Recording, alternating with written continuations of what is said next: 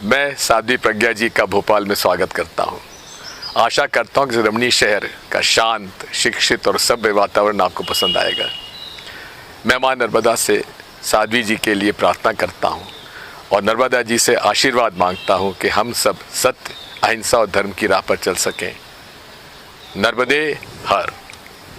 नमस्कार, मैं विद्याशंकर तिवारी हूं इनखबर.com के लिए और बात करेंगे भोपाल लोकसभा सीट की। क्या वहां पे कांग्रेस के उम्मीदवार दिग्विजय सिंह फंस गए हैं? नहीं तो फिर वो साध्वी प्रज्ञा का स्वागत क्यों और कैसे कर रहे हैं?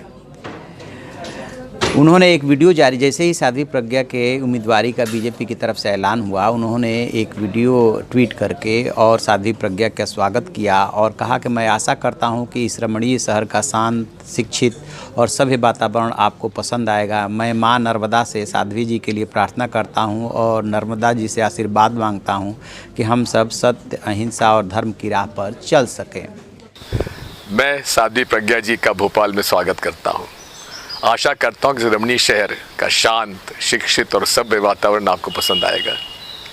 मैं मां नर्मदा से साध्वी जी के लिए प्रार्थना करता हूं और नर्मदा जी से आशीर्वाद मांगता हूं कि हम सब सत्य, अहिंसा और धर्म की राह पर चल सकें।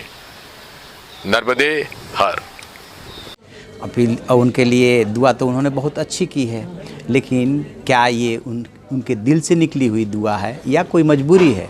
दरअसल दिग्विजय सिंह राजनीति के चाणक्य हैं और अर्जुन सिंह के सानिध्य में उन्होंने काम किया है। 10 साल तक मध्य प्रदेश के मुख्यमंत्री रहे हैं, केंद्र की भी उन्होंने राजनीति की है, संगठन भी संभाला है। 16 साल बाद चुनाव मैदान में उतरे हैं।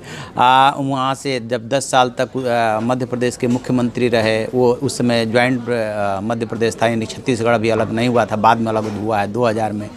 अच्छा खासा अनुभव रखते हैं, लेकिन हुआ क्या कि बाद के दिनों में धीरे धीरे जो उनकी इमेज बनी वो एक तरह से धर्मनिरपेक्षता के चक्कर में हिंदू विरोधी इमेज बनती चली गई।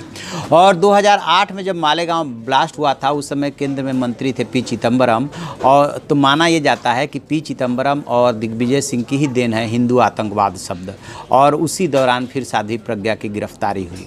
तो जैसे ही उन्होंने अपनी पार्टी से चुनाव लड़ने की इच्छा व्यक्त की, तो पार्टी ने भी उनके साथ खेल किया। कह सकते हैं कि कमलनाथ और राहुल गांधी ने कि आपको कोई ऐसी सीट नहीं दी जाएगी कि जहां से आप आसानी से निकाल सके, किसी चुनौतीपूर्ण सीट की चुनौती स्वीकार कीजिए। तो उन्होंने भोपाल की चुनौती स्वीकार कर ली।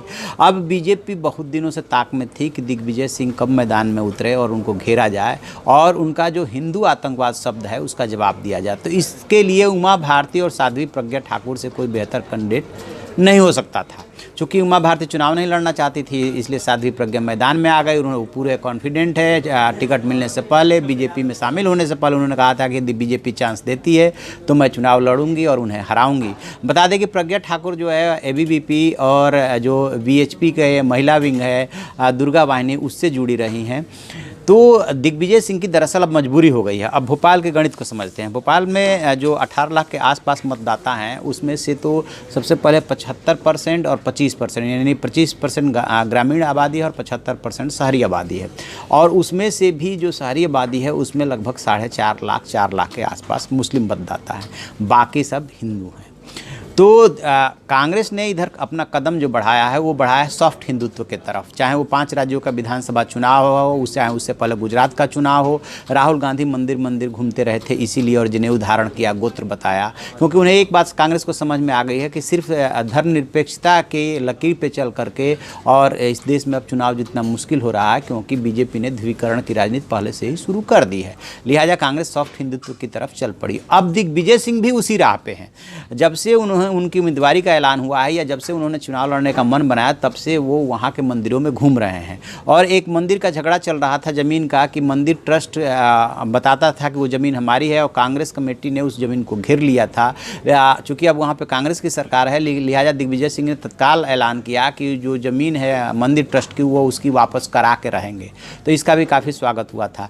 तो वो अब अपनी इमेज वहाँ पर हिंदू विरोधी जो बनी हुई है उसको मिटाने के चक्कर में है। और इसीलिए उन्होंने साध्वी प्रज्ञा का जैसे ही ऐलान हुआ, उन्होंने तुरंत अपील जारी की और बताया कि शांत, रमणीय ये शहर है, आपका यहाँ पे स्वागत है, मैं आपके लिए दुआ करता हूँ। तो कहीं ना कहीं दिग्विजय सिंह भी सॉफ्ट हिंदुत्व की इमेज अपनी बनाना चाहते हैं और ये संदेश दे रहे हैं। मंदिर मंदिर घूम रहे हैं। उन्होंने भी नर्मदा की यात्रा और परिक्रमा की थी और इस तरह से वो जान रहे हैं कि भोपाल में जो है जितना कितना मुश्किल है, क्योंकि 1989 के बाद से लगातार बीजेपी का वहाँ पे कब्जा है। 1967 में यहाँ पे एक बार जंग संघ भी जीत चुका है। 84 में लास्ट कांग्रेस वहाँ से जीती थी और उसके बाद से लगातार बीजेपी का कब्जा चला आ रहा है। और बीजेपी ने क्या किया है कि वहाँ पे जो पूर्व मुख्यमंत्री हैं शिवराज सिंह चौहान, उनको इस चुनाव का प्रभारी बना दिया। शिवराज सिंह चौहान का भोपाल में भी और भोपाल के बाहर मध्य प्रदेश में भी अपनी पार्टी से इतर अपनी भी एक्सेप्टेबिलिटी है, तो उसकी वजह से वो यूं भी परेशान हैं। और माना ये जा रहा है कि दिग्विजय सिंह जो है घिर गए हैं, क्योंकि साध्वी प्रज्ञा का जो चेहरा है वो अपने आप में ध्रुवीकरण के लिए काफ़ी है और सिर्फ वो भोपाल में ही ध्रुवीकरण नहीं होने जा रहा है। साध्वी प्रज्ञा के को टिकट मिलने से जो है मध्य प्रदेश, राजस्थान, जो आसपास के इवन उत्तर प्रदेश, पूरे देश में उस चुनाव का इसलिए असर पड़ने जा रहा है क्योंकि वर्धा में जो प्रधानमंत्री नरेंद्र मोदी ने 1 अप्रैल को जो अपने सभा की थी, उस सभा में उन्होंने इस बात का जिक्र किया था कि हिंदू आतंकवाद शब्द नाम किसने दिया, ये किसकी देन है, क्या आपको सुन के अच्छा लगता है, क्या हिंदू आतंकवादी हो सकता है। ये सब प्रधानमंत्री नरेंद्र मोदी ने यूं ही नहीं बोल दिया था, उसके पीछे स्ट्रेटजी है बीजेपी की। पिछला चुनाव जो हुआ था वो मोदी लहर में हुआ था, इस चुनाव में ऐसी कोई लहर नहीं है।